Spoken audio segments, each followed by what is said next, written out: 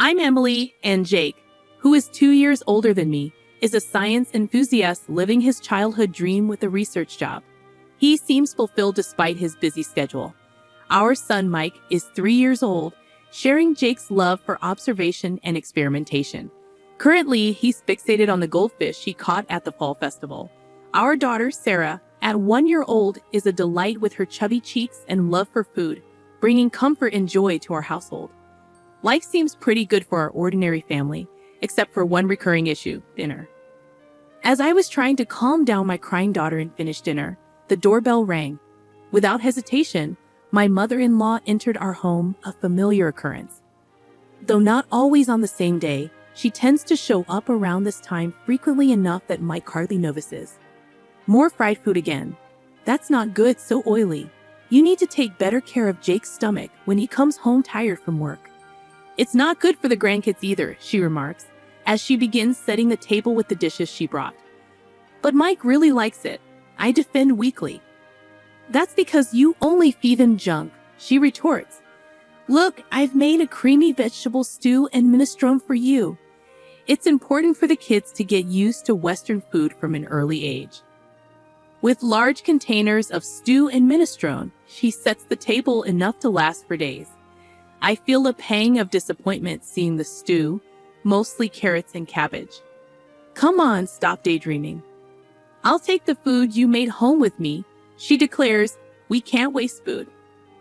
This routine has become all too familiar. Last time, she replaced my clam chowder with her fried chicken, then left without much acknowledgement of her grandchildren.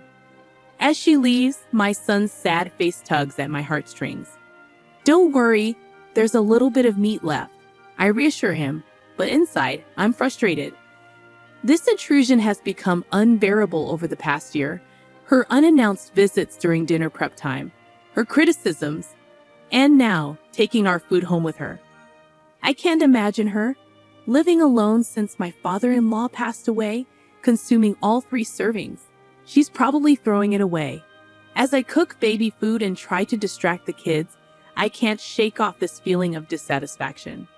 Growing up in a family that owned a restaurant, I learned to cook from my dad, and I'm confident in my culinary skills. It's frustrating to have them negated by her overly sweet cream stew. But with Mike in the picture, I've struggled to stand up to her.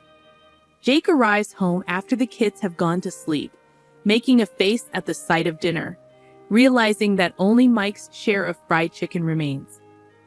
I serve Jake a large platter of the cream stew, feeling resigned to the fact that it's what my mother-in-law always brings over. What can I do? If you don't like it, you tell her, I mutter, hoping for some support. Yeah, I guess, Jake replies, poking at the stew without much enthusiasm. He's always been non-committal, especially when it comes to confronting his mother. She shows up without considering Sarah's nap time, and even takes away Mike's favorite foods right in front of him. Well, she's lonely since Dad died, Jake offers, as if it's an excuse. That was 2 years ago. How much longer do I have to put up with this? I vent, feeling exasperated. Jake is usually reliable, but he avoids confrontation when his mother is involved. Another pointless conversation passes, and I let out a deep sigh. The only silver lining is that she hasn't suggested moving in yet. But then, tired of the same old routine, my mother-in-law says something unexpected during her usual dinner drop-in. As usual, Emily, this Christmas everyone's gathering at our place, she announces, her tone arrogant as ever. What? After your father passed away last year, we couldn't really do anything, right? I protest, feeling skeptical about her sudden change of heart. We've been relying on relatives from Dad's side since the funeral, so I'm inviting them to our home as a way of saying thank you. She explains, as if it's the most natural thing in the world. Sounds exhausting. I reply, my enthusiasm lacking. I wonder how she plans to host people, especially when we've always gathered at her brother-in-law's or her own childhood home for Christmas and family reunions. She frowns at me, treating me as if I'm beneath her. You're not just a bystander here. You'll be helping too, she declares, expecting my compliance. What? Come over on the 24th and help clean up, she orders, stunning me with her audacity. Before I can object, she suggests using a baby carrier for Sarah, as if it's a simple solution. But you're also in charge of the full-course Christmas meal. Don't you dare repackage store-bought food or cook anything that tastes bad. I don't want to be embarrassed, she warns, leaving me speechless. You can't be serious, I murmur, feeling overwhelmed by her demands. I'm thinking of inviting your dad's relatives on one day and my sister's family and our daughter on another. My mother-in-law muses, her tone suggesting a busy holiday ahead. Despite her complaints, I sense a happy aura emanating from her. Hold on, the one who's going to be busy is me, not you, she adds, reminding me of my duties as the daughter-in-law of this family's eldest son. Do your duty properly, Elle, she concludes, satisfied with her instructions, before leaving the meatloaf and heading out, leaving me stunned and my surprise son behind. She doesn't forget to pack the shrimp gratin that just needs to be baked. That night, when I tell Jake about it, he's as bewildered as I am. What? She's planning a party from Christmas Eve, inviting Dad's side of the family when he's not here. I express my frustration, finally losing my temper at Jake's predictable response. His face turns to an unmistakable uh-oh as he goes silent, realizing that this time, it's too much. All right, I'll handle the cleaning and entertaining the relatives. He resigns, his proposal giving me some direction. Really? I'm surprised by Jake's sudden cooperation, finding some relief in his willingness to help. But can you still cook the full-course Christmas meal? He asks, hoping to preserve his mother's reputation intact. Just for this year, let's keep Mom's reputation intact. Plus, everyone in the family loves your cooking, he pleads, staring at the meatloaf left by his mother. It's hard to say no after making a concession. Fine, just for this year. I agree reluctantly, preparing myself mentally for the task ahead. When I inform my mother-in-law that Jake will stay over to help with cleaning, she makes a displeased face, questioning my decision to let the man of the house do such tasks. However, she seems reasonably satisfied seeing Jake bustling around at his parents' home for my sake. And then comes Christmas lunchtime. Emily, is the corn soup ready? Jake asks. I'm preparing the croutons now, I respond, scurrying around the kitchen to get everything ready. You're so inefficient. I'll bring the food myself, my mother-in-law declares, taking over. I'm sorry if you're going to complain, but try preparing a meal for 20 people. It's really, truly exhausting, I lament, finally taking a seat at the party. Jake seems to have put our daughter down for a nap in another room.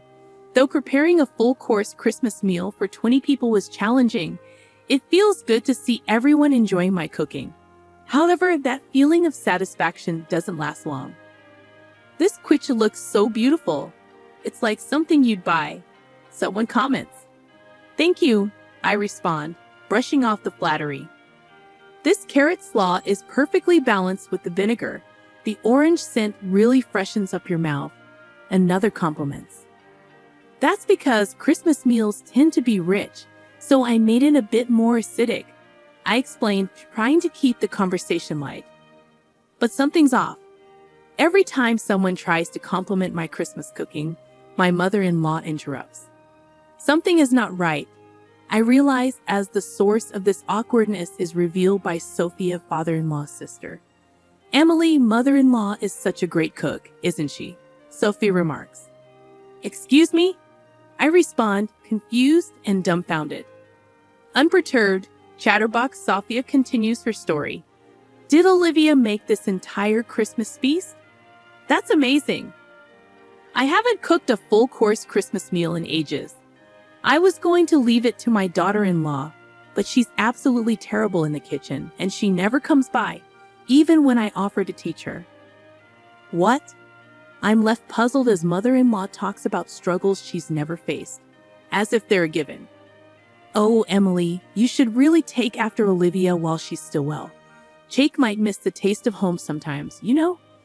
The way to a man's heart is through his stomach, Daniel, a relative hanging around, remarks, seemingly mocking me. While mother-in-law smiles and feigns humility, I'm left astonished. As I stand there, she mouths, "Go along with it." Apparently, she's been claiming all my dishes, including the Christmas feast, as her own and sharing them with the family. Now she wants me to be complicit in her lie. No way, especially after she's been criticizing my cooking all this time. I want to speak out, but I'm overwhelmed by the crowd, finding myself speechless. My savior turns out to be my son. "Mama's omelet is really tasty. It looks different than usual, but your omelets are always good." His high-pitched voice echoes through the room, silencing the noisy adults.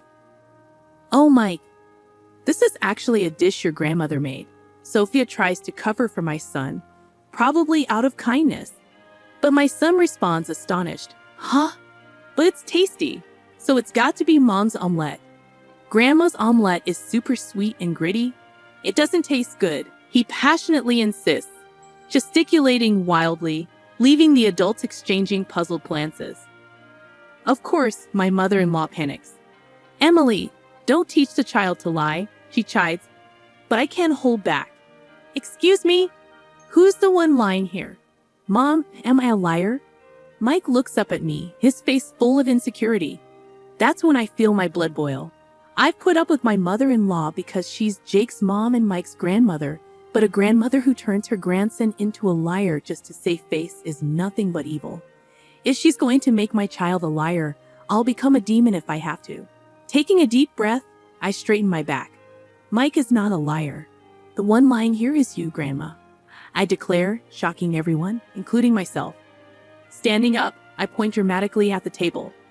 I made this entire Christmas feast, including the corn soup, everything from start to finish. Naturally, the room erupts. My flustered mother-in-law begins to panic and yell, Wait, Emily, you've been lying this whole time. Have you lost your mind?"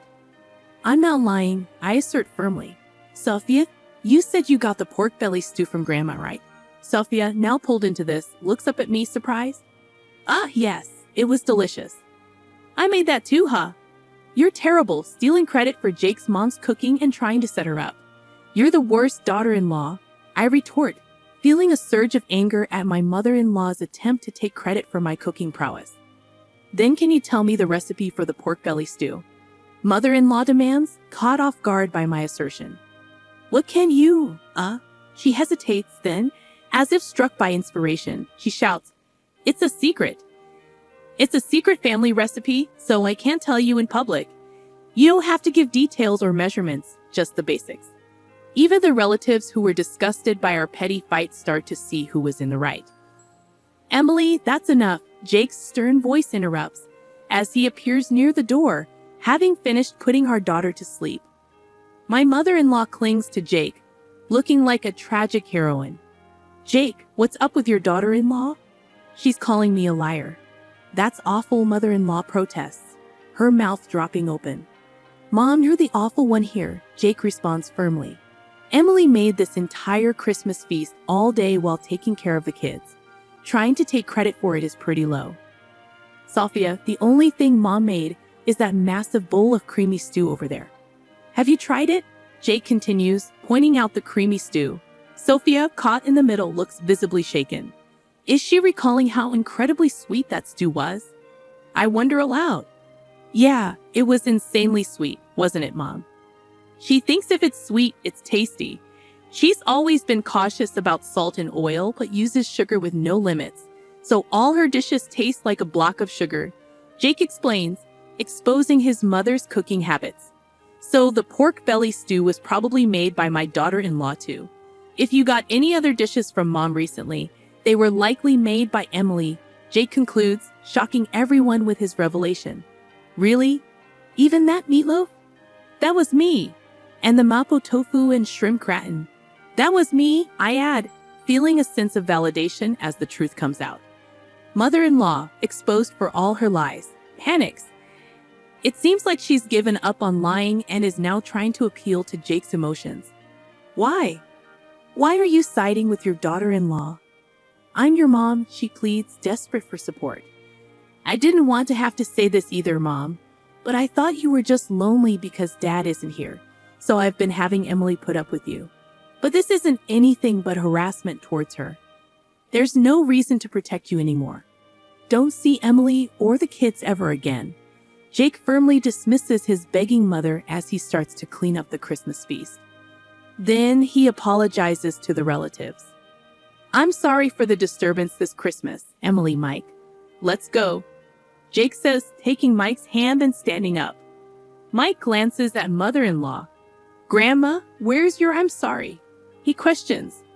When you lie, you say I'm sorry, then you get forgiven, right? Isn't that right, Mom? He asks. Mother-in-law clenches her lips tightly, clearly having no intention of apologizing. Seeing this, Jake sighs as if he's had enough. Grandma can't even say I'm sorry. And she's supposed to be an adult. How sad. Let's go home and have Mom's delicious Christmas feast, okay? He says, leading the way. We leave behind a growling mother-in-law and confused relatives, carrying our sleeping daughter and the Christmas feast as we head to my parents' place. Everyone is delighted and eats with joy. This is what I have been striving for, so my heart is full. Of course, Jake apologizes profusely and promises never to let us meet mother-in-law again. Apparently, the atmosphere at my house remains awkward as his relatives disperse, leaving only a soulless mother-in-law and some bland food. The next day, mother-in-law's sister and her husband, as well as Jake's sister, visit as promised. Seeing the bland food, they chuckle and say, figures. Apparently, mother-in-law's lack of cooking skills is a well-known fact among her relatives. So you brag about hosting a Christmas feast. I wondered what magic trick you'd pull. Probably just jealous of Emily, who's good at cooking and praised by Jake and Mike, they remark teasingly. Sorry for the inconvenience, they say after hearing the details from Jake. My sister-in-law thanks me for my efforts, and Sophia also calls to apologize. I'm sorry for jumping to conclusions, Sophia says. It turns out Sophia also enjoys cooking, and we bond over a recipe for braised pork belly. The misunderstanding with Jake is cleared up, and I find new friends who share my cooking hobby. I felt refreshed, enjoying a carefree Christmas. Of course, mother-in-law wasn't going to back down that easily, but I'm well prepared. As I'm making cornbread, my phone rings. It's mother-in-law. Excuse me, where are you? It's dinner time. Do your duty as a wife, she demands angrily on the other end of the line. Are you making the same mistake in coming over again? She adds, her tone furious. How dare you? I came here because you didn't apologize. Come home and clear the misunderstanding with our relatives, then I'll forgive you for embarrassing me, she continues. No thanks. You'll be the one left out by the family. That won't be a problem. To begin with, the one who put on airs and got shunned by the relatives was mother-in-law. I retort calmly. I've even made plans to cook with Sophia next time. I add, knowing it will sting. What? Mother-in-law is stunned, probably never imagining that I'd become close to father-in-law's side of the family. So what now? Still got any moves left? I ask, delivering another blow. Also, I'm not returning to that house, I declare firmly. What? Yes, the kids and I have been staying at my parents' house since Christmas. We're planning to find a new place to live now that the holidays are over. Initially, living near Mike's family was mother-in-law's strong insistence, but Jake's workplace is actually closer to my parents' house. I explain. Didn't Jake tell you to stay away from daughter-in-law? But since mother-in-law can't listen better than a child, we've decided to physically distance ourselves. Right now, Jake is the only one living there, and he'll leave once he's ready, I reveal, adding insult to injury. What? Where are you? Mother-in-law's voice grows frantic. Who knows? You think you can get away with not cherishing Jake's mom? Yes, because Jake and sister-in-law have forgiven me. It's okay. Well, wait. What? Thank you for everything so far, mother-in-law. I'm so happy I'll never have to see you again. Goodbye, I say, ending the call with a laugh and blocking her number to ensure I never have to hear her voice again. 2 years later, my family happily waits for my cooking in the living room, playing around as I fry the burgers in the kitchen. My heart warms up again today, watching them eagerly await my cooking, with smiles on their faces.